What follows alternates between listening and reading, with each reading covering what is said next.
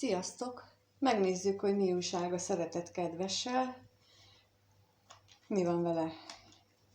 Jön-e hozzátok? Vagy mi lesz? Nem tudom, hogy ti hogy voltatok vele, vagy hogy vagytok vele, még már az elmúlt napokban. Én nagyon érzékeltem azokat az energiákat, amik most arra késztetnek bennünket, hogy gondoljuk végig a régi dolgainkat, mindenféle kapcsolatok terén, és ez az energiák még a jövő héten is hat, vagyis az előttünk álló héten is, és ennek az a célja, mint mondtam, hogy gondoljuk végig, és hogy zárjuk le azokat a dolgokat magunkban, amelyek már nincsenek összhangban a saját életünkkel. Nem feltétlenül jelenti, hogy kapcsolatokat kell lezárni, sokkal inkább azt jelenti, hogy hogyan állunk a kapcsolatokhoz. Jött-e vissza például valaki az életetekbe, jelentkezett-e olyan, aki már rég nem. Szóval ilyenekre gondolok, ezek nem véletlenek, ezek most direkt ezért vannak, hogy ilyen számvetést csináljunk, mert utána elindul, egy már április második felétől elindulnak azok az energiák, amelyek bizony a változtatást fogják néhány embernél kikényszeríteni. Azok, akik abszolút nem akarnak, azoknak nagyon kellemetlen tapasztalásaik lehetnek. Hát megnézzük, hogy most ez a szeretett kedves, ő vár-e erre az energiákra, vagy magától akar elindulni, úgyhogy most bele is kezdünk abba, hogy mi a helyzet vele most, mit lehet róla tudni.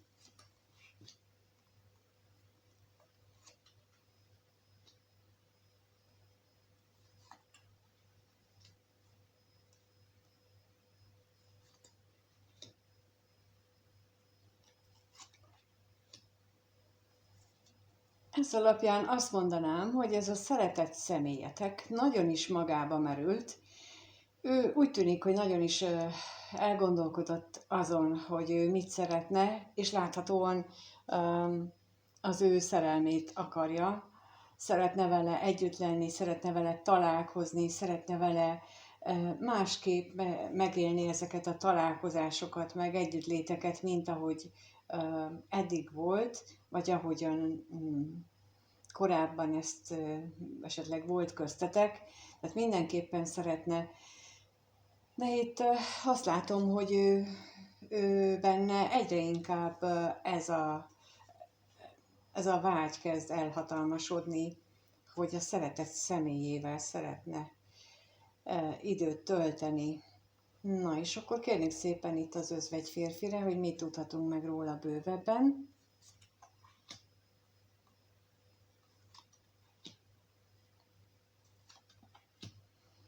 Hát azt látom, hogy hatalmas benne a vágy, a szenvedély és a félelem, és az a kettő egymással küzd, a vágy és a félelmek. Lehetséges az, hogy nem tudja eldönteni magában, hogy mit is szeretne, illetve hogyha az megkapja, amit szeretne, akkor az jó lesz neki. Na és akkor az örvendezésre kérnék szépen.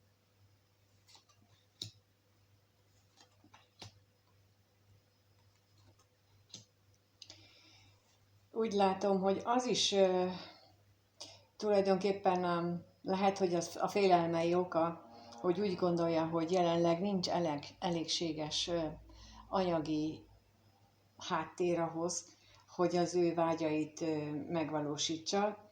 Nincsen a birtokában az az összeg, mondjuk, amire ő gondol. És itt azt hiszem, hogy nagyon is csak az anyagiakat látja a problémáknak, és nem az érzelmi és egyéb dolgokat. És akkor a találkozásra kérnék szépen.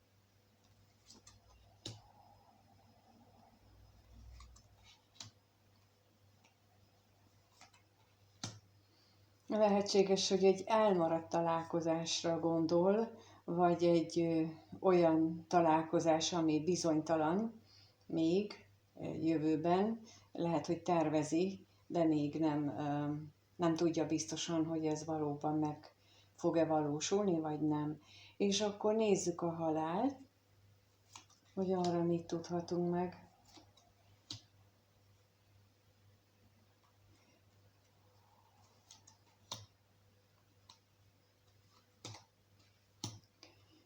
úgy hiszi, hogy az ő szeretett személye nagyon is szomorú attól, az eddigiektől, illetve talán attól, hogy ahogyan a helyzet jelenleg van, és tulajdonképpen attól is fél, hogyha ez így nem valósul meg, vagy nem jönnek úgy össze a dolgok, ahogyan azt ő tervezte, hogy ez egy problémát fog okozni, ilyeneken gondolkodik, és mint mondtam, hogy ő neki nagyon fontos, hogy úgy érzi azt, hogy nincs meg a kellő anyagi háttér annak, hogy vagy hát ő az ő szeretett személyével találkozzon, és azzal megélje ezt a boldog és örömteli pillanatokat, amire nagyon vágyik. Látható, hogy mennyire nagyon vágyik, minden érzelmi és találkozási, vagy hát ilyen reményteli lap kijött. Úgyhogy megnézzük azt, hogy akkor te vagy ez a személy, akire ő ennyire vágyik. Ez a szeretett személy mit gondol a nézővel kapcsolatban? Mit gondol, amikor a nézőre gondol? Ez a szeretett személy, mi az, amit vele kapcsolatban gondol?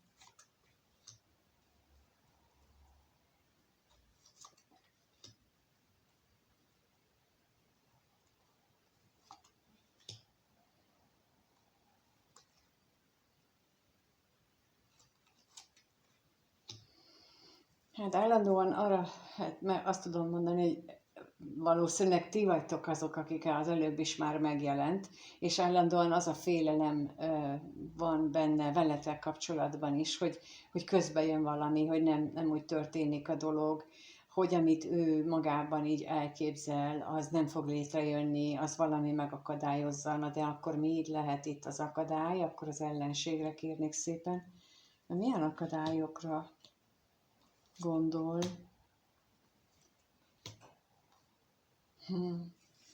Talán azt, hogy nem olyan szeretettel, olyan érzésekkel indul ez a találkozás, vagy folytatódik köztetek ez a kapcsolat, amire ő vágyik, mert ő egy nagyon-nagyon szeretetteljes találkozásra vágyna, amiben persze itt az együtt eltöltött kellemes együttlét is bele tartozik, és akkor kérünk is erre az örvendezésre, hogy mi az, miért lehet arról tudni.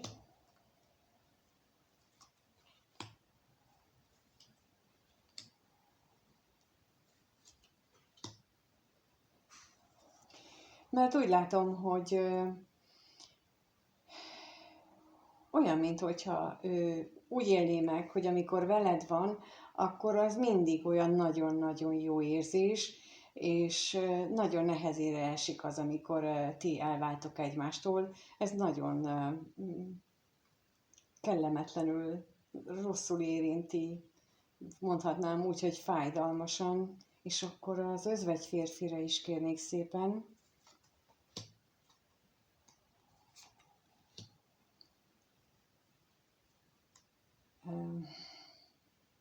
És magában azokat a kapcsolatokat is mérlegeli, illetve azzal problémázik, amelyek őt gátolják esetleg ebben a találkozásban. Tehát ő ezeket is végig gondolja, és a féltékenységre is kérek még.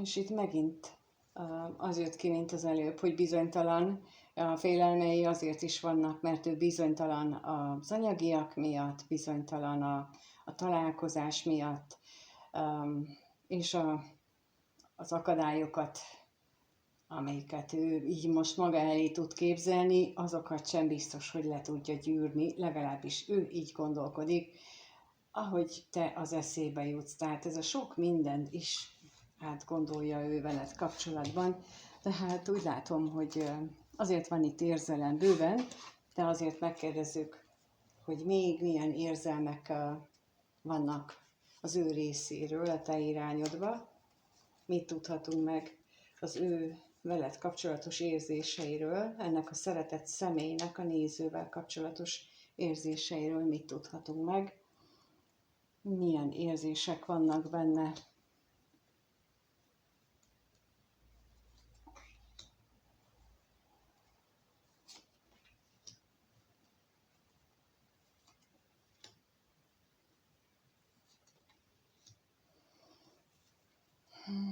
Vágyak, remények, amiről ő szeretne beszélni, vagy szeretné elmondani, hogy milyen vágyai vannak.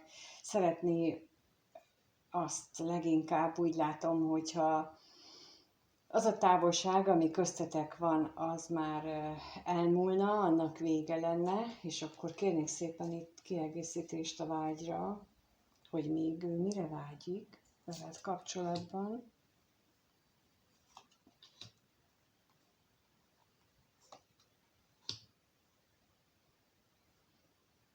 Talán olyasmin is gondolkodik, hogy az, amit ő ígért, az nem biztos, hogy elég a számodra. Az, amit ő adni tud, amit nyújtani tud, az nem elég a számodra. És a reményre is kérnék szépen.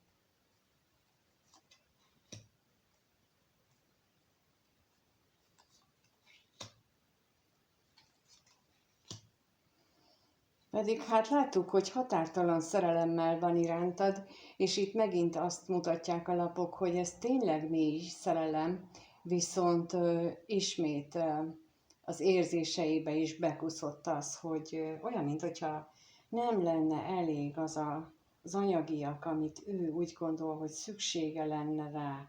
És akkor a katonatisztre kérnék szépen.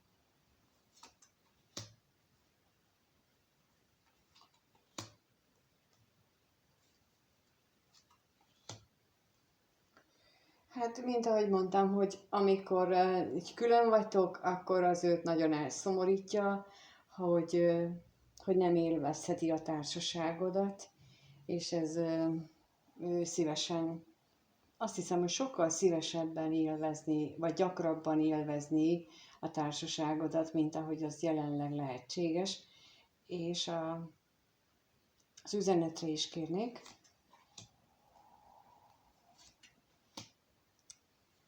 Hát itt a nagy változásban reménykedve, vagy reménykedik, talán erről is szeretne beszélni, amiatt az előbb már látszott, hogy milyen változásokat remélő, hogyha újra találkoztok, tehát milyen változásoknak a bekövetkeztéről. Tehát úgy látom, hogy a veled kapcsolatos érzései azok igenis mélyek, és tényleg határtalanok, ugyanakkor többet szeretne adni neked, mint amennyit ő jelenleg képes. Főleg így anyagi biztonság szempontjából ő többet akarna adni, és nem tudja, hogy hogyan, és ez kétségbe ejti. Na de megnézzük akkor, hogy mire számíthatsz tőle. A következő 2-3 napban, vagy 1 hétben mi az, amire lehet tőle számítani.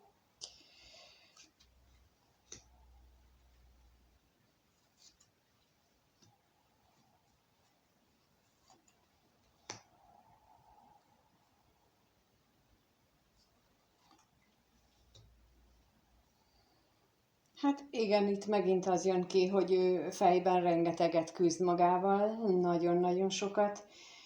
Viszont amire számíthatsz, az az ő határtalan és végtelen szerelme, ami meg van fűszerezve sok vágyakozással, vággyal, szenvedéllyel, és akkor szerencsére kérnék szépen, most a sorskereket akartam mondani valamiért.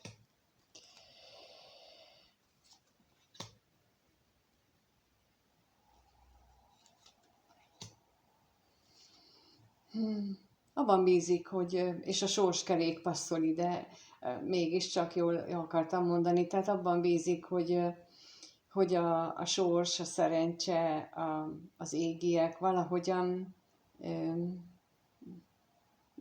adnak neki valami jó ötletet, vagy bármit, amitől aztán beüthetne a nagy pénz, az érték. ami miatt ugye végig azt láttuk, hogy emiatt fájt a feje. Na és akkor rákérdezünk még itt a vágyra, hogy mit tudhatunk meg az ő vágyával kapcsolatosan, mire vágyik veled.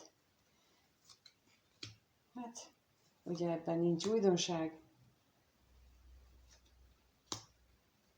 Arra vágyik, hogy végre veled lehessen egy olyan otthonban, házban, ahol ő nem csak a fizikai örömeket és kellemes együttlétet élhetné meg, hanem azt a mély lelki kapcsolódást is.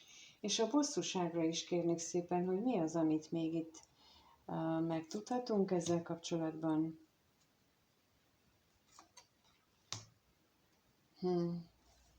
Attól fél, hogy valami váratlanul megint közbe jön, és nem tudtok találkozni, vagy megmarad a távolság köztetek, és hogy nem történik meg az a szerencse, amiben itt ugye kijött, hogy ő nagyon bízik ebben, hogy ez köztetek jól fog alakulni. És akkor még a gondolatra is kérnék, hogy lássuk még min gondolkodik. Hát azért az a jó, hogy reménykedik minden, vagyis a szuper jó dolgokban, és reméli, hogy téged sem szomorít el ez túlságosan.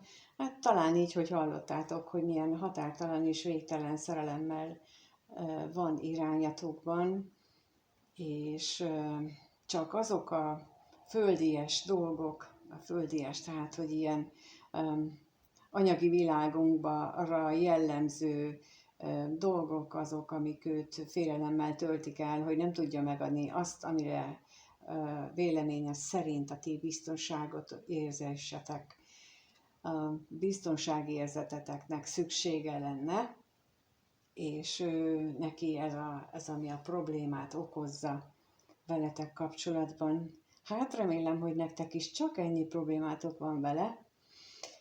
Visszatérve az elején, amit mondtam, az a jelenleg érvényes energiákra, nagyon fontos most ennek az átgondolós energiának, hogy tisztázzunk magunkban azt, hogy mit akarunk mi ettől az embertől, az élettől, a kapcsolatainktól, és ez lehet munkakapcsolat is, vagy baráti, családi kapcsolatok, hogy ezt mind tisztázzuk le, hogy mit akarunk tőle, mit vagyunk hajlandók ezért megtenni, illetve mi az, ami már nem fér bele a mi életünkbe, és ezt így jó lenne, hogyha ezt így el tudnánk dönteni, mert hogy, amint mondtam, ezután következő energiákban már azt fogják támogatni, hogy akkor amire most jutunk, akkor abban támogatnak, hogy megvalósuljon, és ha arra jutunk,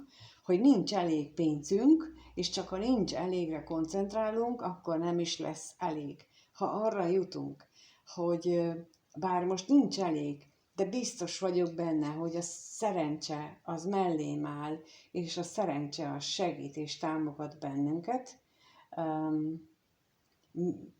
és mondjuk így reálisan, tehát, hogy úgy gondolom a reálisant, hogy tényleg ne ilyen ábránt világban éljünk, hanem olyan mi az, ami valóságba is átültethető, akkor azt fogják támogatni ezek az energiák.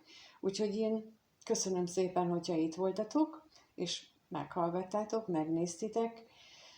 Remélem, hogy ez így kellemesebb volt számotokra. Ha úgy gondoljátok, hogy személyesen nézzük meg, hogy rátok mi érvényes, mert természetesen ez nem mindenkire érvényes, és ha nagyon nem ilyen a kapcsolatotok, akkor kérlek, ne vegyétek magatokra, mert akkor ez nem nektek szól, tehát ha nem így viszonyult korábban hozzátok, akkor ne gondoljátok azt, hogy most hirtelen így egyik pillanatról a másikra homlok egyenes más fog gondolni, bár lehetséges, de hogyha úgy váltatok el, vagy úgy nem vagytok együtt, akkor annak kevés esélye van.